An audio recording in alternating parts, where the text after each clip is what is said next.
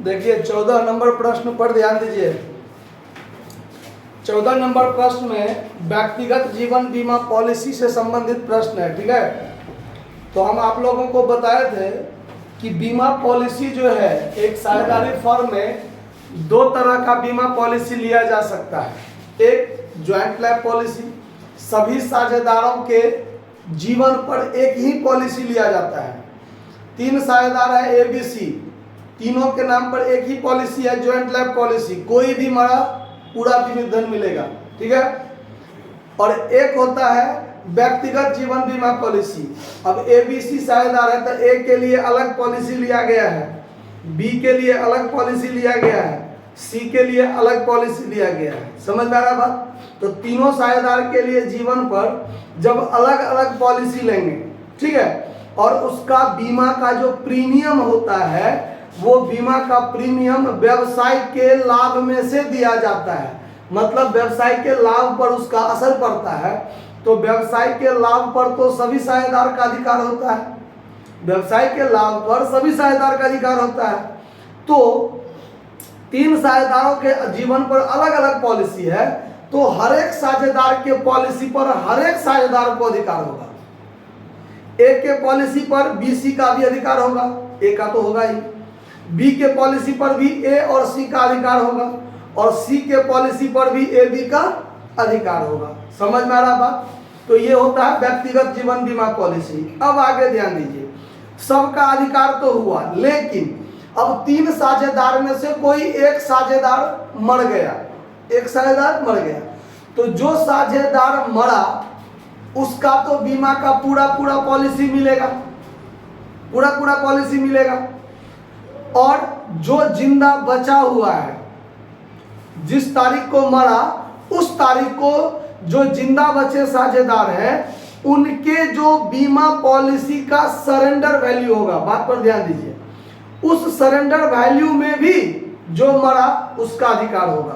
कारण सबके पॉलिसी पर सबको अधिकार है, सबके पॉलिसी पर। जैसे सवाल में देखिए, सवाल में क्लियर हो जाएगा बात। सवाल में कहता है कि XYZ लाभ हानि को 3-2-1 में बांटते हैं। फर्म के साझेदारों के जीवन पर पृथक बीमा करा रखा है। X के लिए 10,000 रुपया का, Y के लिए 7,500 रुपया का, Z के लिए 5,000 रुपया का। प्रीमियम को लाभ हानि खाते में चार्ज किया जाता है। 31 मार्च 2022 को प्रत्येक पॉलिसी का समर्पण मूल्य बीमित धनराशि का 50% है। मतलब किसी एक तारीख को, मतलब याद दिया होगा कि उस तारीख को जो मर गया, जिस तारीख को वो मरा है उसी तारीख की बात कर रहे हैं, ठीक है, कि जिस तारीख को मरा उस तारीख को हर एक का बीमा पॉलिसी का जो सरेंडर वैल्यू है वो 50% है, ठीक है। फिर कहता है कि YZ लाभ हानि को भविष्य में कैसे बांटेंगे? बराबर बांटेंगे। आवश्यक रोजनामा प्रविष्टि करें। यदि X 31/3/2022 को अवकाश ग्रहण करता है तो क्या होगा, और यदि 31/3/2022 को X का मृत्यु हो जाता है तो क्या होगा? बात पर ध्यान दिए। मतलब दोनों साझेदार अवकाश किया तो क्या होगा, और मर गया तो क्या होगा। आया बात समझ में? तो देखिए, पहले मरने वाला बात पर सवाल बताते हैं, क्योंकि डेथ ऑफ पार्टनर का है। मरने वाला कंडीशन में देखिए, मैंने मरने वाला कंडीशन है ख पॉइंट यानी B पॉइंट में 14 का A और B दोनों बतावेंगे, A के लिए अलग और 14 के B के लिए अलग। सुन लीजिए, सवाल बहुत बढ़िया सवाल है, BVI रूप में इसको समझ के चलिए।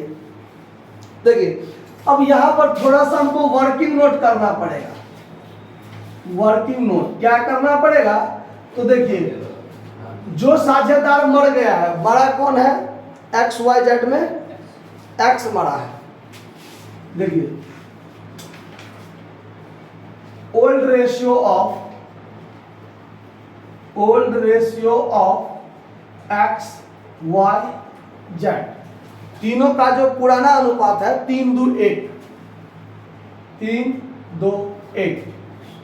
अब इसमें X मर गया, X इज डेथ पार्टनर, ठीक है। अब ये जो मर गया है इसका हिस्सा है 3/6। क्लियर? सबसे पहले जो पॉलिसी का अमाउंट है, पॉलिसी अमाउंट ऑफ एक्स कितना रुपया है? 10,000। इस 10,000 में ए बी सी तीनों का हिस्सा होगा। इस बात को समझिए, जो मर गया उसका जो पॉलिसी का अमाउंट है 10,000, इस 10,000 में ए बी सी सबको हिस्सा होगा। इस तीनों का जो हिस्सा होगा वो ये अनुपात में। समझ में आया बात? कोई दिक्कत इस बात को समझने में? दूसरा, surrender value, surrender value of Y का पॉलिसी, वाइज पॉलिसी और सरेंडर वैल्यू ऑफ जेड्स पॉलिसी, दोनों का 50-50% है, यानी 50% और 50%। जिस तारीख को मरा है उस तारीख को जो साझेदार बचे हुए हैं जिंदा, उसका जो सरेंडर वैल्यू होगा उसमें भी मृतक साझेदार को हिस्सा मिलेगा। तो सरेंडर वैल्यू तो 50% है उस तारीख को। तो देखिए सरेंडर वैल्यू कितना होगा, तो वाई का जो 7500 है, तब 7500 का 50% 3,750 होगा, और 5,000 है जेड के लिए, उसका 50% 2,500 होगा। दोनों को जब जोड़ दिया जाए तो 50, 7, 5, 12 का 2 हाथ में 1, 3, 2, 5, 1, 6, इतना रुपया हुआ। तो ये जो 6250 हुआ, इसमें भी हिस्सा किसको मिलेगा? एक्स को मिलेगा। ठीक है? तो देखिए x is share in surrender value, surrender value कितना? तो 6250 गुने 3/6, जो उसका हिस्सा है वो उसको मिलेगा। काट दीजिए, इससे इसको काट दीजिए तो 3175 रुपया, यही होता है ना? 1 मिनट गलती हुआ, 3125 रुपया, 3125 रुपया उसको क्या होगा? सरेंडर वैल्यू में हिस्सा मिलेगा। अच्छा, तो एक्स के मरते समय जो सरेंडर वैल्यू में मिलेगा एक्स को हिस्सा, वो उसको देगा कौन? तो वो देगा वाई और जेड। किस अनुपात में देगा? तो गेनिंग रेशियो में देगा। इस बात सबको ध्यान रखना है, नहीं ध्यान रहेगा तो सवाल बनाते समय गलती कर लीजिएगा। तो एक्स को, ये एक्स जो मरा है उसके पॉलिसी का रुपया जब मिलेगा, उस पॉलिसी के रुपया में सबका हिस्सा होगा, सब आपस में पुराने अनुपात में बांटेंगे। और जो बचे हुए साझेदार हैं उनके पॉलिसी का जो सरेंडर वैल्यू है 50%, वो जितना होगा उसमें जो मर गया उसको हिस्सा मिलेगा। तो उसको हिस्सा, उसका हिस्सा 3/6 है, तो 3/6 हिस्सा उसको मिलेगा। लेकिन देगा कौन? तो देगा जो बचा हुआ है, और जो बचा हुआ है वो कैसे देगा? तो गेनिंग रेशियो में देगा। तो उसके लिए तो हमको गेनिंग रेशियो निकालने की आवश्यकता पड़ेगी। चलिए तो उसके लिए गेनिंग रेशियो निकालते हैं। गेनिंग रेशियो बराबर new ratio minus old ratio. Gain कौन करेगा? वाई और जेड। नया अनुपात है बराबर बराबर 1/2, 1/2। वाई का पुराना है 2/6, वाई का पुराना कितना है? और 1/6 घटाइए, लघुत्तम होगा 12 नहीं 6, तो ये हो जाएगा 3 माइनस 2, 1/6, ये होगा 6, 3 माइनस 1, तो 2/6। यानी कि गेनिंग रेशियो जो होगा 1 अनुपात कितना? 2। तो ये 3125 को 1 अनुपात 2 में बांटकर y और z मिलके किसको देगा? x को देगा। समझ में आ रहा बात? तो अब यहां पर वाइज शेयर 3125 गुने 1/3 और जेड्स शेयर 3125 गुने 2/3। अब इसका कैलकुलेशन कीजिए, देखिए कितना होता है। 3125 भागा 3, 1041 यानी इसको 1042 कह सकते हैं, ठीक है। 1042 तो 1042 गुने सीधे 2 कर दीजिए तो 2084, तो 2084 नहीं कह के क्या कहेंगे 83, क्योंकि दशमलव के कारण जो हेरफेर है उसका एडजस्ट किया गया है, तब ना 85 3 2 5 पड़ेगा, 3 2 5 का 5 आएगा यहाँ पे, समझ गया बात। तो ये उसको दिया जाएगा, इतना इसका वर्किंग नोट आपको करना पड़ेगा, समझ गया बात। और जब डेथ होगा एक्स का तब ये कंडीशन होगा, ठीक है। जब रिटायर करेगा तो क्या होगा, तो ये वाला काम नहीं होगा, ये वाला काम नहीं होगा, सिर्फ ये वाला काम होगा, समझ में आया बात, समझ आया बात। तो एक्स जो रिटायर करेगा उस समय में एक्स का भी तो सरेंडर वैल्यू होगा कुछ ना कुछ, कि नहीं होगा, तो वो भी उसमें टोटल ऐड होगा और उसका एक जो इसका हिस्सा होगा वो हिस्सा उसको मिलेगा, कैसे, तो ऐसे ही गेनिंग रेशियो में मिलेगा। तो वो बात की बात है। तो अब तो पहले डेथ वाला बता रहे हैं, तो पहले इसको डेथ वाले को बताने दीजिए यहाँ पर, बाद में उसको भी देखेंगे। पहले इसका जर्नल एंट्री देख लीजिए, इसका जर्नल एंट्री क्या बनेगा, journal entry in the books of, ठीक है। देखिए तो अब जो ये मरा है, ये जो मरा है एक्स, उसका पॉलिसी का रुपया हमको मिलेगा ना, तो उसका जो मिलेगा तो हम पहले क्लेम करेंगे 31/3/2022 को, ठीक है। तो क्लेम करने का एंट्री होगा insurance company account DR, insurance company account DR to X's life policy, X's life policy कितना रुपया का है, 10,000 रुपया का है। ये 10,000 रुपया साझेदारों के बीच में बांटा जाएगा, सबके बीच में बांटा जाएगा। तो X's life policy account DR 10,000 to X's capital account, to Y's capital account, to जेड्स कैपिटल अकाउंट, सब साझेदारों के बीच में बांटा जाएगा। कैसे बांटा जाएगा, तो 10,000 को 3 2 1 में बांटिए, 3 2 5 1 6, यानी आधा तो 5,000 इसका होगा ही, ठीक है। और अब अगर काटिए 10,000 गुने 2/6, 10,000 गुने 2 भागा 6 कर दीजिए, तो 3,333 रुपया, 3,333, तो इसका 1,667 रुपया तो इसका हिस्सा होगा ही लगभग अप्रोक्स में, है कि नहीं। तो ये हो गया इसका। अब यहाँ पर आपको ये लिखे चाहे नहीं लिखे कोई फर्क नहीं पड़ेगा, insurance company to life policy to XYZ, ठीक है। लेकिन हम एक्सेस इसलिए लिख दिए हैं क्योंकि वो एक्स का लाइफ पॉलिसी है, एक्स मरा है और ये पर्सनल लाइफ इंश्योरेंस है, इंडिविजुअल टाइप से है, इसीलिए। अब सरेंडर वैल्यू में हिस्सा जो मिलेगा एक्स को वो देगा कौन, तो वाई और जेड मिलके देगा, गेनिंग रेशियो में देगा। तो वाई जेड का पूंजी घटेगा और एक्स का पूंजी बढ़ेगा। जैसे गुडविल में हिस्सा देता था ना, मूल्यांकन जो होता था रिटायरमेंट के समय या डेथ के समय, उसी टाइप से इसका एंट्री होगा। तो क्या होगा, वाइज कैपिटल अकाउंट DR, जेड्स capital account DR to X's capital account, ठीक है। ये हो जाएगा कितना, 10,142 और 20,83 और इसको 3,125 मिल जाएगा। ये कैलकुलेशन सब ठीक है, देख लीजिएगा कहीं जोड़ घटाव में नहीं गलती हुआ हो, हिसाबन ठीक ही होगा। अगर कैलकुलेशन में मिस्टेक कीजिएगा तो गलती हो सकता है।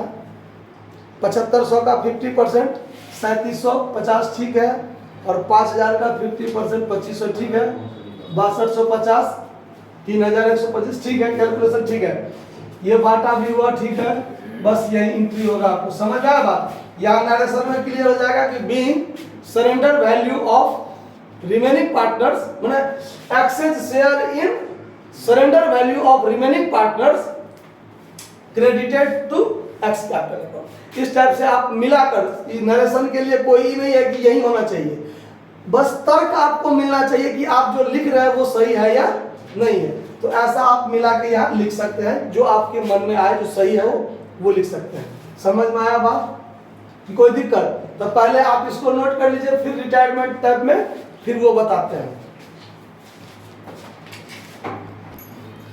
अब देखिए,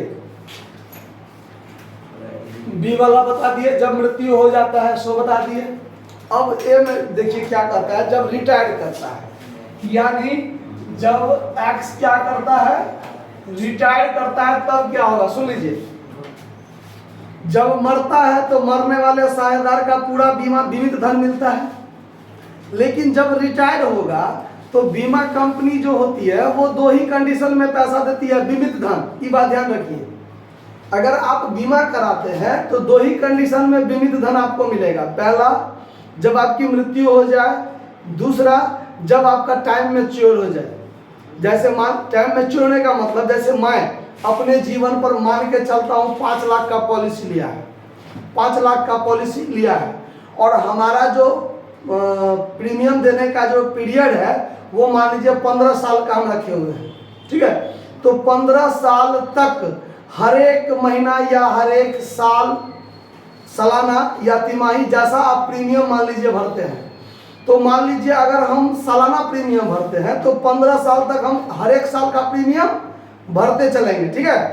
तो 15 साल तक यदि हम जिंदा रह गए तो 15 साल के बाद जो 16वां साल होगा उसमें हमको हमारा मैच्योर्ड अमाउंट क्या होगा, जो हमारा एग्रीमेंट होगा जिस टाइप का, वो हमको मिल जाएगा, ठीक है। या एक तो टाइम पूरा आ गया, 15 साल तक हम नहीं मरेंगे, कब इसका कोई गारंटी है? नहीं गारंटी है। 15 क्या, हम 20 साल 25 साल 30 साल तक भी जिंदा आगे रह सकते हैं, है कि नहीं? तो अगर 15 साल तक हम प्रीमियम चुकाते हैं, उसके बाद हम जिंदा रह जाते हैं और हमारा टाइम मैच्योर हो जाता है, पूरा हो जाता है, तो हमको बीमित धन मिलेगा। दूसरा, यदि हम 1 साल 2 साल 3 साल तक प्रीमियम चुकाए और 2-3 साल के बाद हम मर गए मान लीजिए, ठीक है, तो हमारा जो बीमित धन है वो हमको क्या होगा, मिलेगा। समझ में आया? तो 2 ही समय में मिलता है पैसा। अगर मान लीजिए बीच में हम पॉलिसी को तोड़ देते हैं, ना हम मरते हैं ना समय पूरा होता है, बीच में ही हम एग्रीमेंट को समाप्त करना चाहते हैं, तो एग्रीमेंट कंपनी जो कहते हैं, कंपनी जो है वो एग्रीमेंट के मुताबिक हमारा जो वैल्यू होगा, यानी हम अपना पॉलिसी को सरेंडर कर रहे हैं। सरेंडर मतलब समर्पण कर रहे हैं कि हमको आगे पॉलिसी का प्रीमियम भरने में परेशानी होगी, दिक्कत होगा, हम पॉलिसी को नहीं रखना चाहते हैं, हमारा पॉलिसी क्या कर दीजिए, समाप्त कर दीजिए, ठीक है। तो इंश्योरेंस कंपनी कहेगी कि ठीक है, आप पॉलिसी बंद करना चाहते हैं तो कोई बात नहीं, उसका प्रोसेस सारा फी लगा के कहेगा कि आपने अभी तक जितना प्रीमियम, आपका इंटरेस्ट सब कुछ मिला उला के जो होगा उसका हम आपको 50% ही आपको हम पैसा दे पाएंगे। तो ये होता है कि हम अपना पॉलिसी समर्पण किए और इंश्योरेंस कंपनी एग्रीमेंट के मुताबिक जो राशि हमको देगी, पूरा पूरी नहीं देगी, पूरा पूरी राशि नहीं देगी, जितना आप चुकाए हैं प्रीमियम वो भी नहीं देगी, वो भी आपका बुड़ सकता है, ठीक है। तो आपको एक निश्चित राशि ही आपको कंपनी रिकवर करेगी, आपको देगी। आया बात समझ में? तो जो राशि कंपनी आपको देती है आपके पॉलिसी को समर्पण करने के उपरांत, तो वही समर्पण मूल्य कहलाता है, सरेंडर वैल्यू कहलाता है। तो जब हम मरेंगे तो हमारा बीमा राशि पूरा मिलेगा, जैसे एक्स मरा पूरा राशि मिला, और जो नहीं मरा है उसका सरेंडर वैल्यू मिला उस टाइम के मुताबिक। सरेंडर नहीं किया होगा, एक अनुमानित रखता है कि अगर बीच में मान लीजिए कोई छोड़ के जाएगा तो उसको उतना हिस्सा तो मिलेगा ना, तो उसका एक वैल्यूएशन लगाया जाता है, ठीक है। तो जब रिटायर करेगा एक्स तो मरेगा तो ही मिलेगा, बेचारा मरा तो है नहीं, तो उसको समर्पण मूल्य ही मिलेगा, ठीक है।